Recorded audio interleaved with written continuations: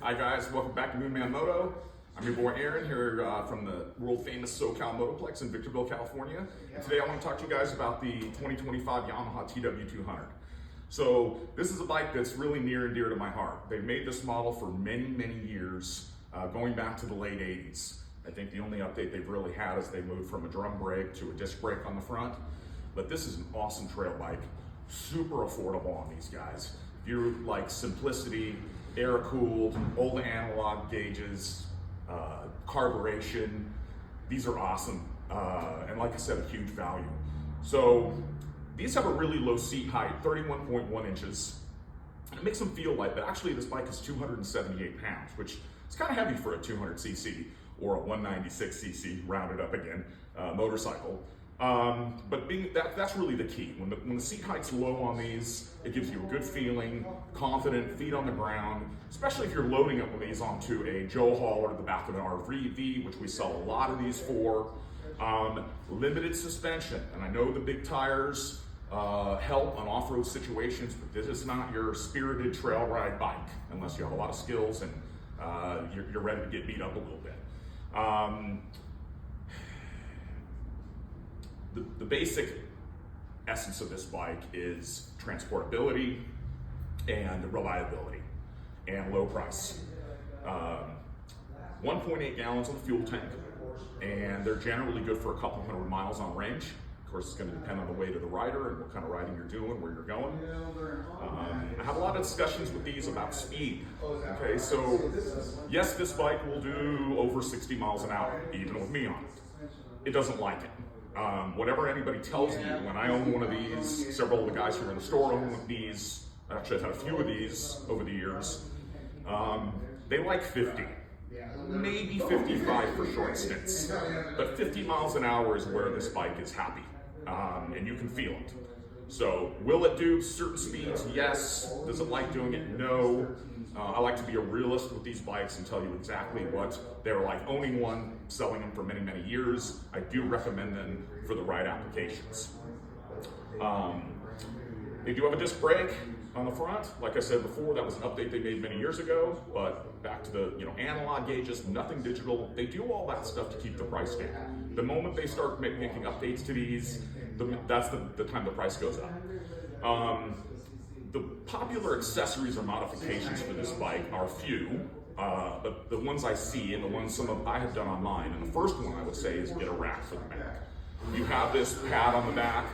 There's several racks that you'll see online, just where you mount the rack to the tail section. They're not rated for very much weight. They're cheap, but they're not rated for very much weight.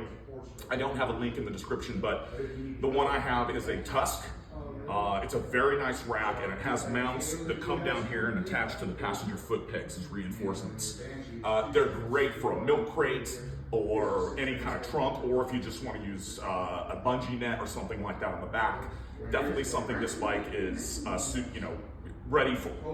Cargo's kind of tough with the tank. If you don't want to wear a backpack, I definitely recommend doing that. You can still do that and have plenty on this seat for a passenger too. Not that this is a great passenger bike either for long periods of time or high speeds, but it can be done. The other thing with these is they have very soft suspension.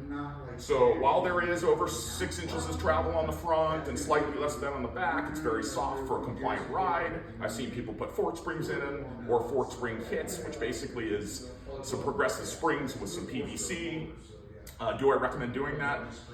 You lose some travel if you put the PVC in, but that depends on your weight again and how you're using it. For most people, it's going to be fine. They'll let you know when they run out of suspension, and not in an easy way. So the tires, we'll talk a little bit about the tires. So this bike has a meager selection of tires. It's very unique. It's got a 180/14 on the back. It's huge. They're 2 tires.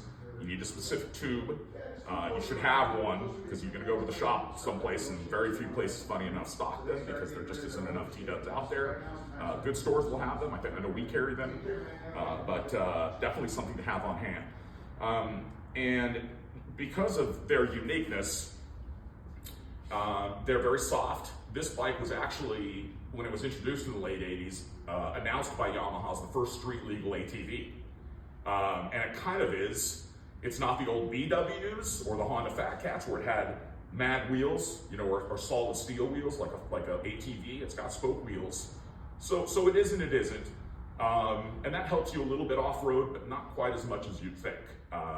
They are good, but they're still a little bit much if you get into muddy situations, sand, stuff like that. So you want to have expectations kind of reasonable. But built like a brick, super hard to hurt, clean oil, clean air filter, keep the battery unattended, keep fresh gas in it, and you will have an awesome relationship with your TW200. There is zero reason not to buy one of these. You can do a lot worse things with how much money these are. So I definitely recommend it.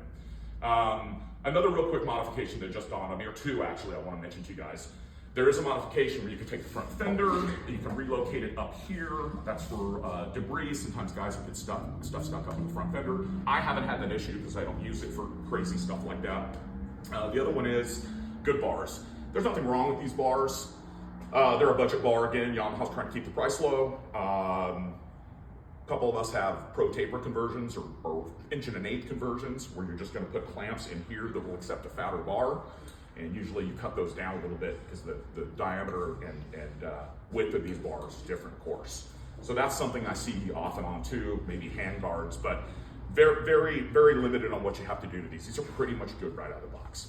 So if you guys have any questions about this bike or any of the other videos we're going to be doing, I've been a little slow in coming here because I've been busy, but we want to get more coming to you guys, so please like and subscribe.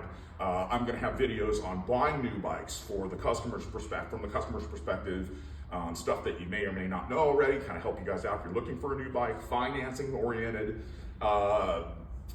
unscrupulous dealers, which we won't mention names, but we'll talk about some of that, which goes into the same threads. But mainly we're going to talk about the bikes we sell here at SoCal Motoplex. So again, we're Yamaha, Can-Am, CF Moto, KO, and that's fluid. We may be picking up a few more. We have Sea-Doo and Yamaha Watercraft as well. There's going to be a Watercraft videos coming. So again, any questions, please say something in the comments or ask me questions. I'll try to respond to you guys about the T-Dub or any of the other dual sports or motocross bikes that we're going to try to get in here in the next few weeks. Okay, thanks a lot, guys. Have a good day. Moto on.